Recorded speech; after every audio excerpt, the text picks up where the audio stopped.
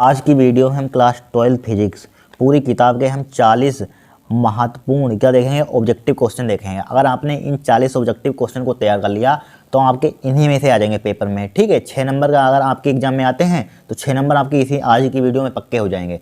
ठीक है, लगातार आने वाले ऑब्जेक्टिव क्वेश्चन है, ध्यान रखना। देखिए कितनी बार लगातार 17 में आया, 18 में आया, 19 में आया, 20 में आया, 23 में आया, 22 में सिर्फ नहीं आया। देखिए लगातार क्वेश्चन आने, हर हमने इसी टाइप से लिए जो लगातार आपके फिक्स में फंसने ही फंसने हैं। ठीक है, देखिए यहाँ पर पहला क्वेश्चन देखिए, विद्युत फ्लास्क का मात्रक है यहाँ पर बताना है। वेरी वेरी मोस्ट इंपॉर्टेंट है। देखिए विद्युत फ्लास्क का मात्रक यहाँ पर बताना है। तो सबसे पहले आपको मात्रक जब भी आ जाए तो आपको रटना नहीं है, ध्यान रखना, सिर्फ फार्मूला याद करने हैं। फार्मूले हम सब एक वीडियो में पूरी किताब के लिखवा चुके हैं। अगर आपने वीडियो नहीं देखी तो देख लेना जाकर। ठीक है, आपका काम हो जाएगा। कोई भी बीमा आ जाएगी और कोई मात्रक निकालने के लिए जाए, चुटकियों में आप निकाल लेंगे अगर फार्मूले वो याद कर लिए। और न्यूमेरिकल कोई भी आ जाएगा, न्यूमेरिकल भी आप सोल्व कर लेंगे, आराम से सोल्व कर लेंगे। ठीक है, कोई दिक्कत नहीं होगी आपको।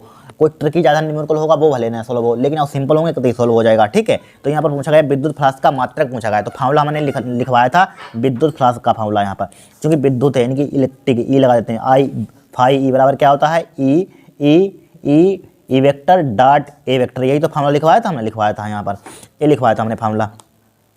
ये क्या है, विद्युत क्षेत्र की तीव्रता। विद्युत क्षेत्र की तीव्रता का मात्रक क्या होता है, न्यूटन बट्टे कूलाम, न्यूटन प्रति कूलाम। ये क्या है, क्षेत्रफल है यहाँ पर। क्षेत्रफल का मात्रक क्या होता है, मीटर स्क्वायर होता है। तो इसका मात्रक क्या हो जाएगा, न्यूटन मीटर स्क्वायर प्रति कूलम। देखिए ऑप्शन में कहीं दिया गया है, नहीं दिया गया यहाँ पर, तो क्या करेंगे बताइए। यहाँ पर ए भी मात्रक कभी कभी इन ऑप्शनों में ए भी मिल सकता है, ध्यान रखना। ए भी मात्रक होता है नहीं, ए भी हो सकता है आपका इनके ऑप्शन में दिया है न्यूटन मीटर स्क्वायर प्रति कूलम, नहीं दिया गया, नहीं दिया गया कोई दिक्कत नहीं। ये ध्यान रखना, ए भी होता है इसलिए हमने निकाला है। ठीक है, आपको सिर्फ रटवाते नहीं हम, ध्यान रखना कि कोई भी आ जाए आप कर लें। फिर देखिए अब देखिए इसका मात्रक क्या होता है, विद्युत क्षेत्र की मात्रा का मात्रक, एक विद्युत क्षेत्र की तीव्रता का मात्रक दूसरा होता है, क्या होता है, वोल्ट प्रति मीटर होता है। होता है एक न्यूटन प्रति कूलम होता है, वोल्ट प्रति मीटर होता है। इसका मात्रक क्या होता है भाई, मीटर स्क्वायर होता है। तो इसका मात्रक क्या हो जाएगा, वोल्ट क्या हो जाएगा, एक मीटर से एक मीटर कैंसिल आउट हो जाएगा, तो क्या बचेगा यहाँ पर, मीटर बचेगा। तो क्या हो जाएगा, वोल्ट मीटर आ जाएगा यहाँ पर। देखिए वोल्ट मीटर दिया है, ऑप्शन नंबर क्या होगा, सी होगा यहाँ पर। ठीक है, क्या होगा, सी होगा। तो लगा दीजिए यहाँ पर सी। देखिए अगर ए आ जाए बाई चांस तो इस पर आप टिक लगाएंगे यहाँ पर। ठीक है, दोनों तरीके से आपको हमने निकाल कर दिखा दिया है, कोई दिक्कत नहीं होगी। अब देखिए दूसरा क्वेश्चन, देखिए वेरी वेरी मोस्ट इंपॉर्टेंट है, 2013-2020 में आया है। देखिए एक बंद पृष्ठ के भीतर n विद्युत द्विध्रुव स्थित हैं। एक कोई बंद पृष्ठ है यहाँ पर, देखिए बंद पृष्ठ है, समझ लिए बंद पृष्ठ है, समझिए गोस की प्रमेय लगेगी, आज आराम से जान जाइए आप। ठीक है, एक बंद पृष्ठ के भीतर n विद्युत द्विध्रुव स्थित हैं। बंद पृष्ठ से निर्मित कुल विद्युत फ्लास्क, यहाँ पर बंद पृष्ठ से निर्मित कुल यानी टोटल हमें विद्युत फ्लास्क बताइए। ठीक है, कुछ नहीं, ये भी बहुत सिंपल है हमारे पास। देखिए क्या है, एक बंद पृष्ठ के भीतर एक बंद पृष्ठ है यहाँ पर और n विद्युत द्विध्रुव स्थित हैं। n क्या है, स्थित है, विद्युत द्विध्रुव स्थित है यहाँ पर। ठीक है, ठीक है यहाँ पर। फिर देखिए यहाँ पर बंद पृष्ठ से निर्गत कुल विद्युत फ्लास्क यहाँ पर निकलना है यहाँ पर। ठीक है, तो बंद पृष्ठ से परिणामी आवेश, आवेश क्या होगा हमारे पास, शून्य होगा। हमेशा ध्यान रखना, जब भी बंद पृष्ठ से परिणामी आवेश क्या होगा, शून्य होगा। तो आवेश का मान यहाँ पर क्या ले लेंगे, जीरो ले लेंगे यहाँ पर। आवेश का मान क्या ले लेंगे, जीरो, ध्यान रखना इस क्वेश्चन के लिए। ठीक है, परिणामी आवेश क्या ले लेंगे, जीरो ले लेंगे। तो गोस की प्रमेय लगा लीजिए। गोस की प्रमेय का फॉर्मूला क्या होता है यहाँ पर, फाई ई बराबर, गोस की प्रमेय क्या होती है, क्यू अपान क्या होता है, एप्सिलॉन नॉट होता है। ठीक है, क्यू का मान क्या दिया, जीरो बटे एप्सिलॉन नॉट, इसको भाग करेंगे क्या आ जाएगा, जीरो आ जाएगा। तो क्यू यानी कि विद्युत फ्लास्क क्या आ जाएगा यहाँ पर, जीरो आ जाएगा। देखिए जीरो कहीं दिया हुआ, ये दिया ऑप्शन नंबर डी मिल गया यहाँ पर। ठीक है, फिर देखिए very very most important question है, ध्यान रखना। ये आपको कहीं ये सोल्व क्वेश्चन नहीं मिलेंगे। मॉडल पेपर आप अपने देख लेना, मॉडल पेपर अगले हमने आंसर से उठाए सब क्वेश्चन। ठीक है, उसमें कोई सोल्व करके नहीं देता है। ठीक है, देखिए यहाँ पर R1 व R2 त्रिज्याओं के दो चालक गोलों के पृष्ठों पर आवेशों के पृष्ठ घनत्व बराबर हैं। पृष्ठ घनत्व क्या है, बराबर हैं। ठीक है, पृष्ठों पर विद्युत क्षेत्र की तीव्रताओं का अनुपात है। विद्युत क्षेत्र की तीव्रताओं का अनुपात निकालना है। देखिए निकालेंगे भाई साहब, हम क्या निकालेंगे, विद्युत क्षेत्र की तीव्रताओं का अनुपात निकालेंगे हम। देखिए आपने एक विद्युत क्षेत्र की तीव्रता का फार्मूला पढ़ा होगा, कौन क्या होता है हमारे पास फार्मूला, ई बराबर फार्मूला क्या होता है, 1/4 पाई। ठीक है, दिख रहा है आपको, दिख रहा होगा। ठीक है, 1/4 पाई एप्सिलॉन नॉट, और क्या होता है हमारे पास, क्यू अपान यानी कि क्यू अपान आर होता है। क्यू अपान आर होता तो यहाँ पर Q1 लिख देंगे, यहाँ पर R1 लिख देंगे यहाँ पर, R1 का इसको, क्योंकि हमारे पास दो त्रिज्या देंगे, R1 R2 दो त्रिज्याओं के चालक के गोलों के R1 व R2 त्रिज्याओं के दो चालक गोलों के पृष्ठ पर आवेशों के पृष्ठ घनत्व बराबर हैं। तो पहले गोले के लिए लिख लिया हमने। ठीक है, इसको डाल दिया समीकरण 1, डाल दिया समीकरण 1, और दूसरे गोले के लिए E1 दे दीजिए यहाँ पर। दूसरे गोले के लिए क्या हो जाएगा यहाँ पर, 1/4 pi epsilon not Q2 upon R2 का स्क्वायर हो जाएगा, यहाँ पर हो जाएगा। इसको डाल देंगे समीकरण 2। अब देखिए अकॉर्डिंग टू क्वेश्चन, क्वेश्चन यहाँ पर क्या कह रहा है, यहाँ पर देखिए इनकी क्या है, पृष्ठ घनत्व क्या है, बराबर है। यहाँ पर पृष्ठ घनत्व क्या है, बराबर है। ठीक है, बराबर कर देते हैं। देखिए पृष्ठ घनत्व क्या है, बराबर है। इनकी सिग्मा 1 बराबर है सिग्मा 2 के, है कि नहीं। तो यहाँ पर देखिए यानी कि पृष्ठ घनत्व का फॉर्मूला क्या होता है, सिग्मा बराबर क्या होता है, Q/A होता है। तो यहाँ पर Q1 क्या हो जाएगा, यहाँ पर Q1/A, Q1/A ए हो जाएगा, यहाँ पर A1 हो जाएगा, यहाँ पर बराबर क्या हो जाएगा, Q2/A2 हो जाएगा। यहाँ पर हो जाएगा। अब देखिए Q1 यानी कि यहाँ पर गोले का पृष्ठीय क्षेत्रफल क्या होता है, 4πr² होता है, 4πr1 का स्क्वायर ले लेंगे। यहाँ पर इसका क्या हो जाएगा, यहाँ पर Q2 क्या हो जाएगा, 4πr2 का स्क्वायर हो जाएगा। यहाँ पर हो जाएगा कि नहीं हो जाएगा। यहाँ पर अब देखिए यहाँ पर देखिए Q1/4πr1 का स्क्वायर। देखिए यहाँ पर देखिए समझ लीजिए, यहाँ पर अगर हम अगर पुट कर दिए, देखिए इसको ले सकते हैं, यहाँ पर कहाँ पर लिख दें, यहीं पर लिख दीजिए, यहाँ पर लिख देते हैं। देखिए यार रहने दीजिए, देखिए यहाँ पर कोई तरीका आप अपना सकते हैं यहाँ पर चाहें। देखिए यहाँ पर Q1 इतने तो आप समझदार हैं। देखिए Q1/4πr1 का स्क्वायर, ठीक है, बराबर है। तो इसकी जगह पर क्या लिख सकते हैं, यहाँ पर Q2/4πr, इसकी जगह पर ए लिख सकते हैं। यहाँ पर इसकी जगह पर इसकी देख लिए समीकरण 1 से लिखिए, समीकरण 1 से। ठीक है, क्या है हमारे पास E1 है। यहाँ पर E1 को क्या लिख देंगे, यहाँ पर Q1/4πr1 का स्क्वायर, राइट। अब यहाँ पर क्या बचा हमारे पास, Q1/4πr1 का स्क्वायर, क्या बचा यहाँ पर, यहाँ पर इक्सालन नोट बचेगा, 1/इक्सालन नोट बचेगा। यहाँ पर इतना ही तो बचेगा। यहाँ पर देखिए Q1/4π लिख लिया, 4πr1 का स्क्वायर, यहाँ पर चाहे इक्सालन, इसको इक्सालन नोट को उधर लिख लिया। अब देखिए इसके यहाँ पर क्या लिखते हैं, Q1/4πr1 का स्क्वायर है यहाँ पर। अब यहाँ पर बताइए क्या करेंगे। यहाँ पर देखिए इसकी जहाँ पर हम इसकी जगह पर क्या पुट कर देंगे, यहाँ पर Q2 इसकी ये पूरी वैल्यू इसकी जगह पर क्या है, Q2/4πr2, यहाँ पर 4πr2 का स्क्वायर है। तो पुट कर दीजिए यहाँ पर E1 बराबर क्या आ जाएगा यहाँ पर, ठीक है, क्या आ जाएगा यहाँ पर बताइए यहाँ पर। ठीक है, तरीके से इसको बहुत सोल्व करने के हो सकते हैं। Q2 क्या हो जाएगा यहाँ पर 4πr2 का स्क्वायर हो गया यहाँ पर। इसकी जगह पर हमने क्या पुट कर दिया, इसकी जगह पर क्या पुट कर दिया, ए पुट कर दिया। 1/इक्सालन नोट क्या लिख दिया हमने, एजीटी लिख दिया। यहाँ पर लिख लिया, यहाँ पर एजीटी लिख दिया। अब देखिए समीकरण इसको 3 डाल दीजिए यहाँ पर, और समीकरण 2 बटे समीकरण 3 को क्या कर दीजिए, चाहे आप डिवाइड कर दीजिए यहाँ पर। ठीक है, लिखिए यहाँ पर ये समीकरण 3 बटे समीकरण, हम तो ऑब्जेक्टिव सोल्व कर रहे हैं ना। तो E1 क्या हो जाएगा यहाँ पर, E2 हो जाएगा यहाँ पर। ठीक है, E1 का मान दिया, ये दिया Q2/4πr2 का स्क्वायर इंटू क्या है, इसका इक्सालन नोट अपान क्या हो जाएगा नीचे और क्या दिया समीकरण 2 से 1/4π भाई Q2/4π इक्सालन नोट, इसकी Q2 की इसमें मल्टीप्लाई कर दिया, Q2/4πr2 का स्क्वायर। देखिए सेम टू सेम लिखा हुआ, Q2/4πr2 का स्क्वायर सेम टू सेम लिखा हुआ, कट जाएगा यहाँ पर। तो क्या आ जाएगा यहाँ पर E1/E2 बराबर क्या आ जाएगा 1/1। ठीक है, इसका रेशियो क्या आ जाएगा यहाँ पर E1/E2, इसका रेशियो क्या आ जाएगा 1:1 आ जाएगा। देखिए 1:1 यहाँ पर कहीं दिया होगा, देखिए ये दिया, ऑप्शन नंबर 4 हो जाएगा यहाँ पर। देखिए कितना सिंपल सवाल है यहाँ पर। फिर देखिए इसमें आ सकता है, सब्जेक्टिव में आ सकता है, इसलिए पूरा हमने सोल्व करके दिखाया, ध्यान रखना। इसे डायरेक्टली तो ऐसे डायरेक्टली में आ सकते थे, हमें मालूम है एक था, लेकिन आपका हमें आपको टाइम आपका नहीं खराब करना। पेपर में आए अगर सब्जेक्टिव में बाई चांस आ गए तो क्या करेंगे यहाँ पर, ठीक है, इसलिए सोल्व करके आपको सब दिखाते हैं। ठीक है, फिर देखिए विद्युत विभव का मात्रक है, विद्युत विभव का मात्रक है यहाँ पर। तो एक फार्मूला आपने पढ़ा होगा, यहाँ पर क्या पढ़ा होगा, B बराबर हमारे पास फार्मूला होता है W/Q, होता है कि नहीं होता विद्युत विभव। तो इनकी इसका मतलब क्या होता है, कार का मतलब जूल होता है, इसका मतलब आवेश का मतलब क्या होता है कूलम, जूल प्रति कूलम। देखिए कहीं दिया होगा, ठीक है, जूल प्रति कूलम ये दिया, ऑप्शन नंबर A मिल गया यहाँ पर, मिल गया। अब देखिए नेक्स्ट क्वेश्चन, अब आगे देखिए। फिर देखिए 1 इलेक्ट्रॉन वोल्ट का मान होता है, बताइए कितना होता है, 2 × 10⁻⁻, डायरेक्टली होता है 1.6 × 10⁻⁻19 होता है। ठीक है, ये लगाइए 1.6 × 10⁻⁻19 जूल होता है। दिख ही नहीं रहा होगा आपको, रुक जाइए, इसको ऊपर बढ़ा देते हैं, अब दिख रहा होगा। ठीक है, लिख लीजिए इसको। अब देखिए छठा क्वेश्चन क्या है, 100 माइक्रोफेड धारिता वाले, सब बहुत बार आ चुके हैं, सन नहीं लिखे हैं, ध्यान रखना। 100 माइक्रोफेड धारिता वाले संधारित्र को 10 वोल्ट तक आवेशित करने पर उसमें संचित ऊर्जा होगी। बहुत सिंपल सवाल है, कुछ है नहीं, बस फार्मूला लगाइए यहाँ पर। कौन सा फार्मूला यहाँ पर अप्लाई करेंगे, देखिए यहाँ पर दिया है, यहाँ पर धारिता दी है, यहाँ पर C बराबर क्या दी है 100 माइक्रोफेड। इसको हम किस में कन्वर्ट कर देंगे, 1 माइक्रोफेड में क्या होता है 10⁻⁻6 फेरेड होता है। सब्जेक्टिव में इस तरह से क्वेश्चन पूछा जाता है, इसलिए सोल्व कर लीजिए। 10⁻�6 फेरेड में कन्वर्ट कर दिया यहाँ पर। ठीक है, फेरेड में हमने कन्वर्ट कर दिया यहाँ पर।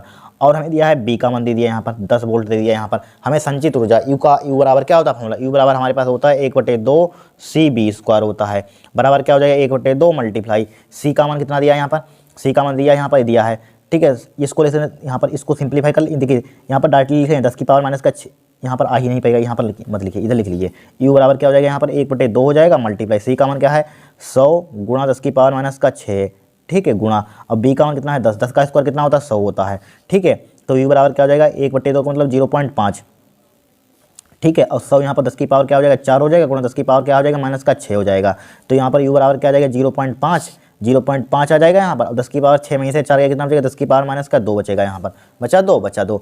अब देखिए यहाँ पर इतना ऑप्शन दिया है कि नहीं 0.5 नहीं दिया है, ये दिया 0.5 गुणा 10 की पावर माइनस के 3 आ गया यहाँ पर, क्या आ गया लेकिन 0.5 गुणा 10 की पावर माइनस के 3, लेकिन यहाँ पर 10 की पावर माइनस के 2 नहीं है। अब देखिए इसको पॉइंट को उधर बढ़ा दीजिए, यहाँ पर u बराबर क्या हो जाएगा 5 गुणा उधर बढ़ाते हैं क्या हो जाएगा, इधर लाते पावर जुड़ती है उधर लाते घटती है, तो इसमें घटा दीजिए 1 घटा दीजिए, यहाँ पर क्या आ जाएगा 10 की पावर माइनस के 3, इसका मतलब क्या होता है जूल। 5 गुणा 10 की पावर माइनस के 3 हो जाएगा, 5 गुणा 10 की पावर माइनस के 3 दिया, ऑप्शन नंबर ए मिल गया यहाँ पर। ठीक है, अब देखिए नेक्स्ट, ठीक है नेक्स्ट देखिए विशिष्ट प्रतिरोध का मात्रक है। अब देखिए डायरेक्टली तुक्का नहीं मानना है, आपको सोल्व करके दिखाना है, आपको मतलब करना है एग्जाम में। रो बराबर क्या होता है हमारे पास फॉर्मूला आर ए अपान यल होता है, फॉर्मूला होता है कि नहीं होता है। अब देखिए रो बराबर ओ प्रतिरोध का मात्रक क्या होता है ओम होता है, और क्षेत्रफल का मात्रक क्या होता है मीटर स्क्वायर होता है, राइट। अब देखिए मीटर स्क्वायर होता है कि नहीं यहाँ पर होता है। अब देखिए इसका मतलब क्या होता है लंबाई, लेंथ क्या होती है एक प्रकार की दूरी होती है, दूरी का मतलब क्या होता है मीटर स्क्वायर होता है, सिर्फ सॉरी मीटर, 1 मीटर से 1 मीटर उड़ा दीजिए तो ओम का मात्रक प्रतिरोध का मात्रक क्या हो जाएगा ओम मीटर हो जाएगा, विशिष्ट प्रतिरोध का मात्रक ओम मीटर हो जाएगा। देखिए ओम मीटर कहीं दिया हुआ है, चेक कीजिए इसमें ओम मीटर लिखा हुआ, option number D is the correct answer. अब देखिए अब इस क्वेश्चन को देखिए 18वां, देखिए 18वां में क्या है 50 ओम प्रतिरोध के धात्विक तार को खींचकर उसकी लंबाई दोगुनी कर देते हैं, उसका नया प्रतिरोध होगा। इसको लेकिन अगर सब्जेक्टिव में आए तो और तरीका इसको सोल्व करने का, अगर ऑब्जेक्टिव में है तो और तरीका है। यहाँ पर इसके दो तरीके सोल्व करने के, आप सब्जेक्टिव में तब भी वही मेथड लगाना, सिंपल वाला लगाना। हमारे पास फार्मूला होता है यहाँ पर उसका नया प्रतिरोध मान लीजिए आर डेस है यहाँ पर आर डेस, तो इसके लिए फार्मूला होता है ये स्क्वायर आर, आपको ये फार्मूला ध्यान रखना है हमेशा के लिए, क्या ध्यान रखना है हमेशा ये फार्मूला ध्यान रखना है। ठीक है, आर डेस बराबर क्या हो जाएगा यहाँ पर एन का मान देखिए कितने गुना होता है, धात्विक तार को खींचकर उसकी लंबाई का 2 गुना किया जाता है, तो एन की जगह पर 2 रख देंगे, 2 का स्क्वायर हो जाएगा। और प्रतिरोध हमें दिया गया है आर का मान कितना दिया है 50 दिया है यहाँ पर, राइट। अब देखिए आर डेस बराबर क्या हो जाएगा यहाँ पर, देखिए 2 का स्क्वायर खोलिए 4 हो जाएगा, यहाँ पर 50 हो जाएगा, 50 चक्कू कितना होता है 200 होता है, 200 होता है कि नहीं 200 हो जाएगा, 200 ओम क्या आ जाएगा आपका आंसर आ जाएगा यहाँ पर। देखिए 200 ओम कहीं दिया होगा, ऑप्शन नंबर डी मिल गया यहाँ पर, मिल गया डी, मिल गया डी। अब देखिए नेक्स्ट, अब देखिए इस क्वेश्चन को वेरी मोस्ट इंपॉर्टेंट है, ध्यान रखना क्या है, एक तार का विद्युत प्रतिरोध 50 ओम है, इसकी विद्युत चालकता है, इसको भी आपको तुक्का नहीं मानना है, सोल्व करना है। ठीक है, प्रतिरोध दिया यानी कि इसके लिए विद्युत चालकता का फॉर्मूला हमारे पास होता है, एक क्या होता है फॉर्मूला ध्यान रखना, याद कर लेना इसको। ठीक है, जी बराबर किसे लिखते हैं विद्युत चालकता, जी बराबर क्या होता है 1/r होता है। ठीक है, प्रतिरोध का मान दिया है 1/500 दिया है यहाँ पर।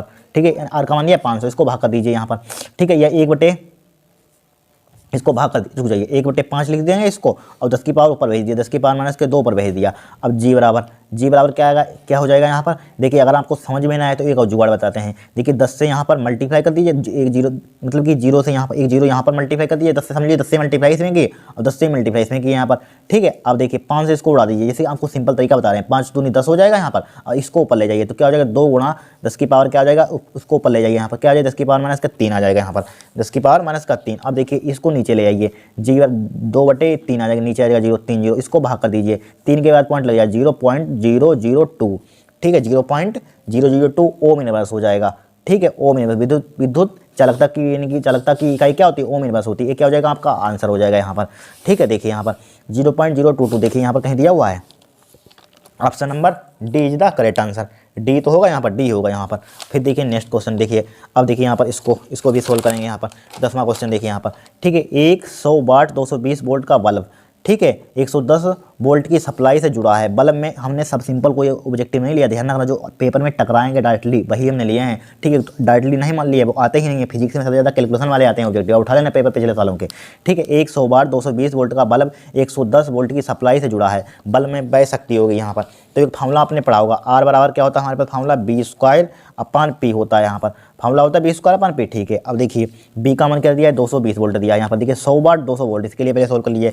ठीक है, 100 वाट तो यहाँ पर 220 मतलब 220 मल्टी इसका मतलब 220 और P का मान क्या दिया है यहाँ पर 100 वाट दिया है यहाँ पर, 100 वाट लिख लिया यहाँ पर, लिख लिया।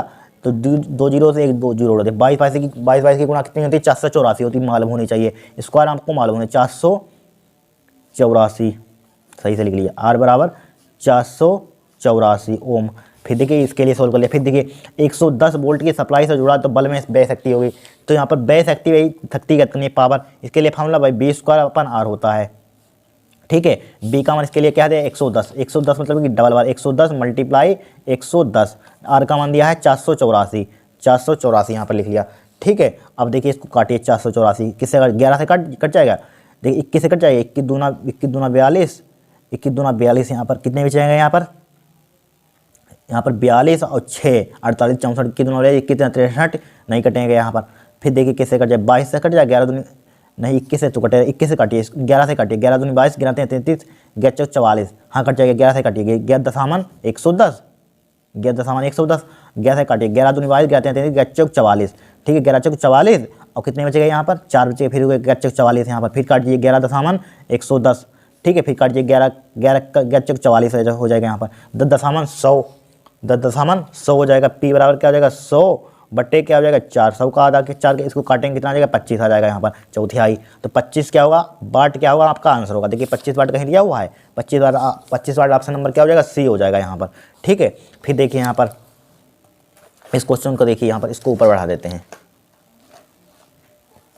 ठीक है। फिर देखिए म्यू नोट यानी कि इक्साइलन नोट की होल पावर माइनस के 1/2 का मान है, ठीक है। हमेशा ध्यान रखना इसका मान प्रकाश की चाल के बराबर होता है। इसको हम लिख देंगे यहाँ पर, देखिए म्यू नोट अपान इसको यहाँ पर वन अपान में इसको लिख सकते हैं यहाँ पर इन्वर्स का, इसको नीचे ला सकते हैं, अंडर रूट में हो जाएगा 1/2 का मतलब अंडर रूट किसके होता है प्रकाश की चाल के बराबर होता है, सी के होता है, सी के बराबर होता है। ध्यान रखना यहाँ पर इस सी के बराबर होता है, इस सी के बराबर होता है। इसका मान क्या होता है यहाँ पर, यानी कि 3 × 10⁸ होता है, यानी कि ऑप्शन नंबर क्या हो जाएगा बी हो जाएगा यहाँ पर, ठीक है।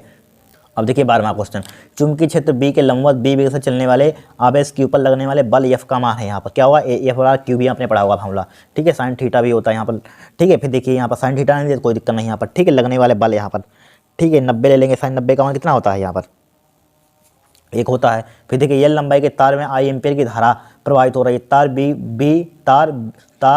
बी यानी कि तार बी वेबर प्रति चुंबकीय क्षेत्र दिया, वेबर प्रति मीटर स्क्वायर चुंबकीय क्षेत्र 30 डिग्री पर झुका है, तार पर चुंबकीय क्षेत्र के कारण लगने वाले बल का मान होगा। वेरी सिंपल क्वेश्चन, क्या है बहुत ही सिंपल क्वेश्चन है। देखिए यहाँ पर भाई फार्मूला लगा दी, इस फार्मूले पर आया था क्वेश्चन, ये भी आया था बहुत बार आ चुका है पेपर में, ठीक है।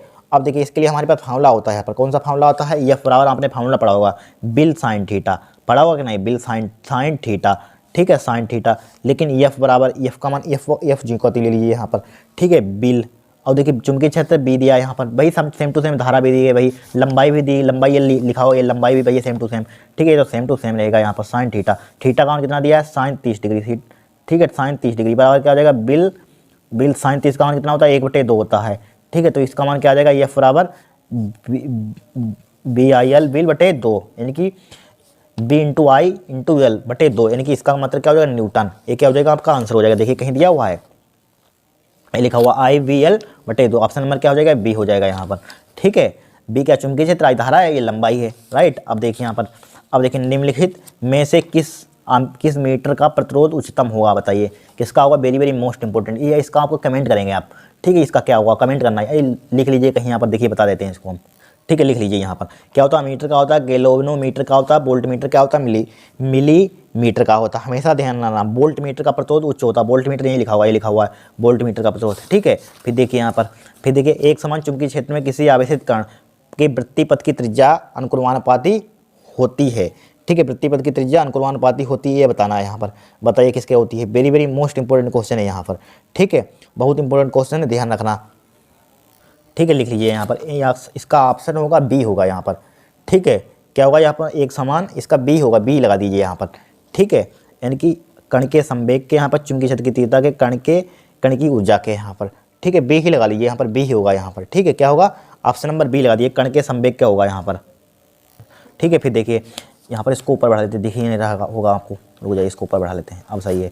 देखिए यदि किसी पदार्थ की अपेक्षित चुंबकशीलता 0.99 है तो इसकी प्रकृति है यहाँ पर है। अब देखिए इसके लिए आप समझ लीजिए यहाँ पर, देखिए चूंकि हम जानते हैं पदार्थ की अपेक्षित चुंबकशीलता इतनी दी गई है, ठीक है। ये क्या हमें चूंकि ये क्या है वन से कम है कि नहीं, वन से बहुत कम है यहाँ पर 0.99 वन से कम है, वन से ज़्यादा नहीं है। तो वन से कम होती है हमारे पास, वन से कम है तो वन से कम होती है तो क्या होता है हमारे पास प्रतिचुंबकीय प्रकृति का होगा। तो देखिए प्रतिचुंबकीय ऑप्शन नंबर क्या होगा बी होगा, ठीक है। चूंकि ये वन से कम है ना तो इसीलिए वन से कम है, तो यहाँ पर क्या होगी प्रकृति प्रतिचुंबकीय होगी, लिख लीजिए यहाँ पर। अनुचुंबकीय पदार्थों की चुंबकशीलता का मान होता है, अनुचुंबकीय पदार्थ के लिए चुंबकशीलता का मान हमेशा देना होगा। अनुचुंबकीय पदार्थों की चुंबकशीलता μ1 इनकी मान क्या होता है धनात्मक तथा 1 से अधिक होता है, धनात्मक होता और 1 से अधिक होता है यहाँ पर। तो ऑप्शन नंबर 1 से ये तो 1 से कम है, ठीक है। 1 से अधिक होता धनात्मक होता है, ठीक है। 1 से एक ये भी नहीं लेंगे यहाँ पर, 1 से अधिक कौन सा है हमारे पास ए वाला है ऑप्शन नंबर बी। ये देखिए कम है, जिधर की ओर देखिए ये क्या इधर की ओर लगा तो 1 से क्या होता है 1 से कम हो, 1 से अधिक होता है, सॉरी क्या होता है 1 से अधिक। ऑप्शन नंबर क्या है 1 से अधिक, मतलब इधर की ओर 1 से अधिक, ऑप्शन नंबर क्या होगा बी होगा यहाँ पर, ठीक है। फिर देखिए देखिए लेंज का नियम किसके संरक्षण नियम अनुरूप उत्पन्न होता है? आवेश, संवेग, ऊर्जा, द्रव्यमान। बताइए ऊर्जा का होता है। वेरी वेरी मोस्ट इंपोर्टेंट, बहुत बार क्वेश्चन आ चुका है, ठीक है, ध्यान रखना, बहुत बार क्वेश्चन आया है ये। फिर देखिए हेनरी प्रति मीटर मात्रक है यहाँ पर, हेनरी प्रति मीटर मात्रक आपको बताना है यहाँ पर। बताइए कौन सा होगा? चुंबकशीलता का होता है। फिर देखिए हमारे पास 20वां, समय टी की बीमा नहीं है, समय टी की बीमा नहीं यहाँ पर बतानी है। ये अपन आर यहाँ पर, ये अपन आर सी, बताइए यहाँ पर कौन सा होगा? आर अपन सी होगा यहाँ पर, ठीक है, बताइए कौन सी हो गई यहाँ पर बीमा यहाँ पर, ठीक है, आर अपन सी की यहाँ पर बीमा, आर अपन सी की नहीं, ऑप्शन नंबर डी ध्यान रखना यहाँ पर, ठीक है। फिर देखिए चुंबकीय फ्लक्स का मात्रक है, ध्यान रखना यहाँ पर, चुंबकीय फ्लक्स का मात्रक क्या होता है? Very very most important question है, ध्यान रखना यहाँ पर, ठीक है। चुंबकीय फ्लक्स का मात्रक यहाँ पर बताना, क्या बताना? चुंबकीय फ्लक्स का मात्रक, ऑप्शन नंबर ए होगा, बी होगा, सी होगा, डी होगा, ठीक है। टेस्ला, लेकिन टेस्ला चुंबकीय फ्लक्स यहाँ पर है, क्या है? चुंबकीय फ्लक्स यहाँ पर है, ठीक है। टेस्ला तो चुंबकीय क्षेत्र का होता है यहाँ पर, ठीक है, ये भी होता तो ये वाला होता, वेबर होगा चुंबकीय फ्लक्स का यहाँ पर, ठीक है। फिर देखिए विद्युत चुंबकीय तरंगे की प्रकृति होती है, बताना यहाँ पर, बताइए क्या होती है, ठीक है, क्या होती है? अनुप्रस्थ होती है, लगा लीजिए यहाँ पर, ठीक है। फिर देखिए विद्युत चुंबकीय तरंगों के विद्युत एवं चुंबकीय क्षेत्र की सदिशों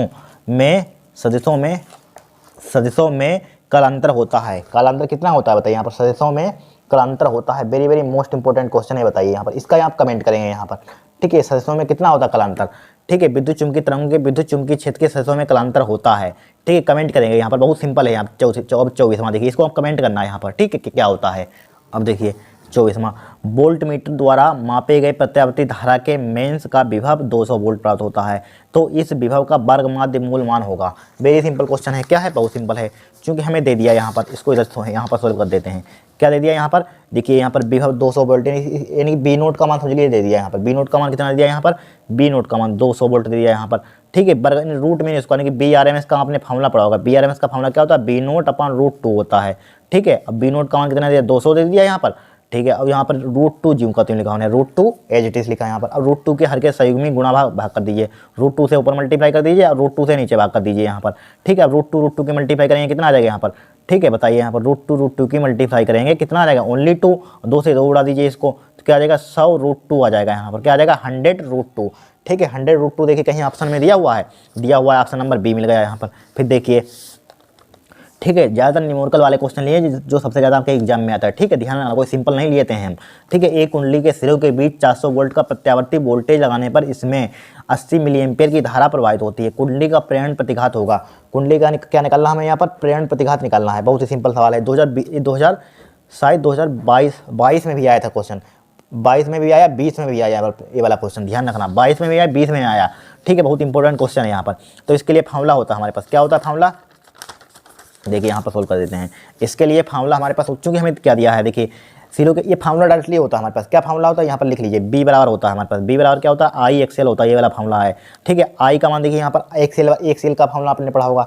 एक्सेल का फार्मूला क्या होता है यहाँ पर, ठीक है, ये एक्सेल का मान निकाल लीजिए, हमें निकालना है प्रेरण प्रतिघात, तो एक्सेल का मान तो निकालना ही है। एक्सेल बराबर क्या हो जाएगा? इसको नीचे ले, बी अपन क्या हो जाएगा? आई हो जाएगा, ठीक है। एक्सेल बराबर बी का मान कितना दिया यहाँ पर? देखिए 40 वोल्ट दे दिया यहाँ पर, ठीक है। आई का मान कितना दिया यहाँ पर? 80 मिली एम्पियर, तो 80 मिली को हटाते हैं 10 की पावर -3 से मल्टीप्लाई करते हैं, एम्पियर में कन्वर्ट हो गया, ठीक है। 40 से काट दिया, 40 का 40 दूना 80 हो जाएगा, ठीक है। एक्सेल बराबर क्या आ जाएगा? 1/2, उसको ऊपर ले जाइए, कितना हो जाएगा? ऊपर ले जाएंगे यहाँ पर 1000 ऊपर पहुँच जाएगा यहाँ पर, 2 से इसको उड़ा दीजिए, कितना आ जाएगा? 500 ओम आपका आंसर हो जाएगा, ठीक है, 500 ओम आपका आंसर हो जाएगा। देखिए 500 ओम कहीं दिया हुआ है, देखिए ऑप्शन नंबर ए मिल गया यहाँ पर, ठीक है। अब देखिए, ठीक है, बार क्वेश्चन आने वाले हैं। फिर देखिए एक प्रत्यावर्ती परिपथ में R बराबर 100 ओम, XL बराबर 300 ओम तथा XC बराबर इतना दिया, श्रेणी क्रम में जुड़े हैं। आरोपित विद्युत वाहक प्रभावित धारा में कलांतर है। यहाँ पर धारा में हमें कलांतर निकालना है यहाँ पर, ठीक है। इसके लिए डायरेक्टली फार्मूला होता है, क्या होता है? कलांतर।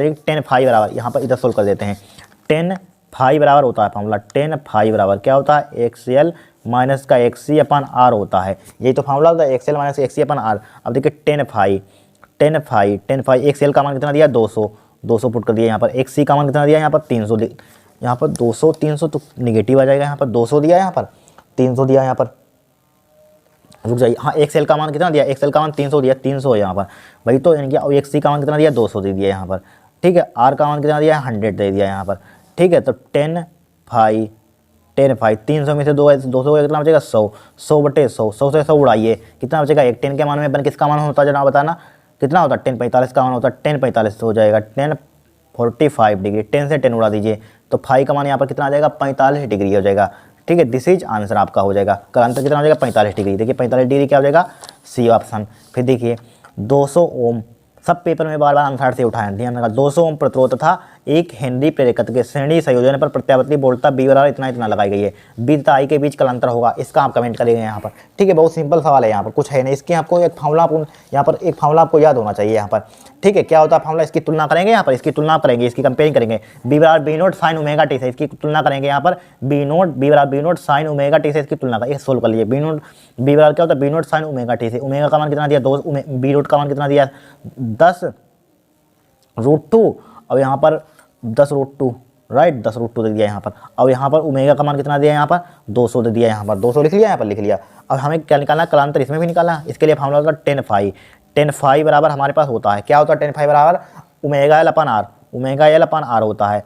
ठीक है, ओमेगा का मान कितना निकाला हमने 200 निकाला राइट। यल का मान कितना हमारे पास, यल का मान देखिए, यल का मान दिया 1 हेनरी, 1 लिखा यहाँ पर। आर का मान कितना है यहाँ पर प्रतिरोध, देखिए रजिस्टेंस दिया ही नहीं, दिया है 200 ओम दिया यहाँ पर। ठीक है, 200 ओम लिख लिया यहाँ पर, लिख लिया 200 ओम, 200 से 200 उड़ा दीजिए यहाँ पर, तो 10 फाई बराबर भाई 45 डिग्री आ जाएगा यहाँ पर। बन बचेगा, बन का मान 10 के मान में कितना होता है 45 डिग्री होता है, 45 लिखा यहाँ पर। 10 से 10 उड़ा दीजिए, फाई का मान यहाँ पर कितना आ जाएगा यहाँ पर 45 आ जाएगा। एक क्या हो जाएगा आपका आंसर हो जाएगा यहाँ पर, इसका भी 45 आएगा यहाँ पर। देखिए इसका दिया है कि नहीं 45 दिया है, ऑप्शन नंबर क्या हो जाएगा बी हो जाएगा यहाँ पर। ठीक है, अब देखिए नेक्स्ट क्वेश्चन, देखिए 28वां क्वेश्चन, दिखेगा तो नहीं यहाँ पर, बड़ी दिक्कत होती है। ठीक है, इसको ऊपर देखिए क्या दिया है, वायु के सापेक्ष जल तक कांच के अपवर्तनांक क्रमशः 4/3 5/3 है। कांच का जल के सापेक्ष अपवर्तनांक है। देखिए डायरेक्टली यहाँ पर पूछा गया कांच का जल के सापेक्ष पूछा गया यहाँ पर। कांच का किसके सापेक्ष पूछा गया, जल के सापेक्ष। देखिए कांच का अपवर्तनांक पूछा गया जल के सापेक्ष, कांच का पूछा गया, कांच का जल के सापेक्ष, WNG पूछा गया यहाँ पर। ठीक है, इसके लिए फार्मूला हमने बताया था, क्या होता है ANG, बहुत आपको इतने नियमों को हमने सोल्व कर दिया। ANG बटे क्या होता है ANW होता है। ठीक है, फार्मूला यहाँ पर देखिए, इसका अपवर्तनांक दे दिया यहाँ पर ANG, यानी कि हमें किसका मान दिया वायु के सापेक्ष कांच का अपवर्तनांक, वायु के सापेक्ष जल तथा कांच के अपवर्तनांक कितना दिया यहाँ पर, वायु के सापेक्ष जल यानी कि जल का अपवर्तनांक कितना दिया 4/3 दे दिया यहाँ पर, पुट कर दिया 4/3। अब यहाँ पर वायु के सापेक्ष कांच का अपवर्तनांक, देखिए रुक जाइए यहाँ पर, वायु के सापेक्ष जल का अपवर्तनांक ऊपर लिखिए, रुक जाइए सॉरी। देखिए यहाँ पर देखिए वायु के सापेक्ष जल का अपवर्तनांक और कांच का अपवर्तनांक, कांच ऊपर है तो NG 5, ये वाला 5/3 ऊपर आ जाएगा यहाँ पर, 5/3 ऊपर आ गया यहाँ पर आ गया, डिवाइडेड बाई। फिर देखिए यहाँ पर, फिर यानी कि वायु के सापेक्ष यानी कि जल का अपवर्तनांक कितना 4/3 है यहाँ पर, 4/3 लिख लिया यहाँ पर, लिख लिया 4/3। जब इसको सिंप्लीफाई करेंगे 3 ऊपर पहुँच जाएगा यहाँ पर, 3 कहाँ पहुँच जाएगा, ऊपर पहुँच जाएगा यहाँ पर। रुक जाइए, देखिए 5/3 लिखा हमने, सही है। यहाँ पर 5/3 हम यहाँ पर इसके मान देखिए 4/3 लिख लिया यहाँ पर, 5/3 लिख लिया यहाँ पर। ठीक है, 4/3 हमारे सही है यहाँ पर। ठीक है, अब 3 से 3 चाहे उड़ा दीजिए, यहाँ पर क्या आ जाएगा 5/4 आ जाएगा आपका आंसर। 5/4 क्या दिया, ऑप्शन नंबर सी होगा यहाँ पर। ठीक है, अब देखिए हम तीसरा क्वेश्चन। ठीक है, प्रकाश किरण सघन माध्यम से विरल माध्यम में गमन कर रही है, आपतन कोण क्रांतिक कोण के बराबर है। देखिए आपतन कोण क्रांतिक कोण के क्या बराबर है, तो क्या हो जाता है 90 डिग्री हो जाता है। ठीक, आप लोग अपवर्तन को कितना हो जाता है 90 डिग्री हो जाता है, ध्यान रखना। फिर देखिए जब एक वर्णीय प्रकाश निर्वात से किसी पारदर्शी माध्यम में प्रवेश करता है तो प्रकाश का कौन सा अभिलक्षण क्या रहेगा यहाँ पर, कौन सा अभिलक्षण अपवर्तित रहता है यहाँ पर। ठीक है, कौन सा अभिलक्षण अपवर्तित रहता है यहाँ पर, बताइए यहाँ पर कौन सा अभिलक्षण अपवर्तित रहता है। ध्यान रखना, हमेशा आवृत्ति जो होती है चेंज रहती है, कभी नहीं बदलती है। ठीक है, आवृत्ति क्या रहती है, अपवर्तित रहती है यहाँ पर आवृत्ति। फिर देखिए यहाँ पर 2 लेंस जिनकी क्षमताएं 5 डायोप्टर माइनस के 3 डायोप्टर हैं, संपर्क में लगे संयुक्त लेंस की फोक दूरी। देखिए P बराबर संयुक्त निकालिए, इनको जोड़ दीजिए। P बराबर क्या होता है P1 + P2, 5 माइनस के 3 = क्या हो जाएगा 2 डायोप्टर आ जाएगा यहाँ पर। ठीक है, हमें निकालिए लेंस की फोक दूरी। लेंस की फोक दूरी का फॉर्मूला क्या होता है यहाँ पर, लेंस की फोकस दूरी तो निकालनी है, इसके लिए फार्मूला होता है हमारे पास बनापान यानी कि फोकस दूरी। हाँ सही, EF बराबर क्या होता है फार्मूला, बनापान क्या हो जाएगा यहाँ पर, EF सही है यहाँ पर। इसको ऊपर नीचे लाएंगे, बनापान P हो जाएगा यहाँ पर। ठीक है, अब बराबर बनापान P का मान दिया 2, इसको भाग करेंगे कितना आ जाएगा 0.5 आ जाएगा यहाँ पर। लेकिन इसको मीटर में आएगा यहाँ पर, ये किस में आ जाएगा यहाँ पर, मीटर में आएगा। इसको सेंटीमीटर में कन्वर्ट कर दीजिए, 1/2 मल्टीप्लाई 100 से मल्टीप्लाई कर दीजिए, 2 से 2 उड़ा जाएंगे, कितना आ जाएगा 50 सेंटीमीटर आ जाएगा यहाँ पर। कितना आ जाएगा 50 सेंटीमीटर आ जाएगा यहाँ पर। ठीक है, इतना तो आपको आता होगा, 50 सेंटीमीटर दिया है यहाँ पर, दिया है। ऑप्शन नंबर क्या होगा, ए होगा, ए इज द करेक्ट आंसर। फिर देखिए यह फोक दूरी का उत्तल लेंस 2F फोक दूरी वाले अवतल लेंस के संपर्क में रखा जाता है। संयुक्त लेंस की फोक दूरी ज्ञात कीजिए यहाँ पर। संयुक्त लेंस की क्या ज्ञात करनी है हमें, फोकस दूरी ज्ञात करनी है यहाँ पर। ठीक है, बहुत सिंपल सवाल है, 2022 में सवाल आया था यहाँ पर। ठीक है, देखिए यहाँ पर इसको सिंप्लीफाई कर देते हैं भाई साहब हम। देखिए यहाँ पर, ठीक है, सोल्व करके हम सब दिखाएंगे, डायरेक्टली तुक्का नहीं मारेंगे। ठीक है, अब देखिए हम हमारे पास एक फॉर्मूला होता है अपने वन अपान एफ बराबर, सही ये सब प्रूफ करा चुके हैं यहाँ पर। ठीक है, बराबर वन अपान एफ बराबर क्या होता है, वन अपान एफ वन, ठीक है, प्लस के वन अपान एफ टू होता है। ठीक है, अब देखिए वन अपान संयुक्त लेंस की फोक दूरी कहते हैं, यही फाइंड करनी है हमें।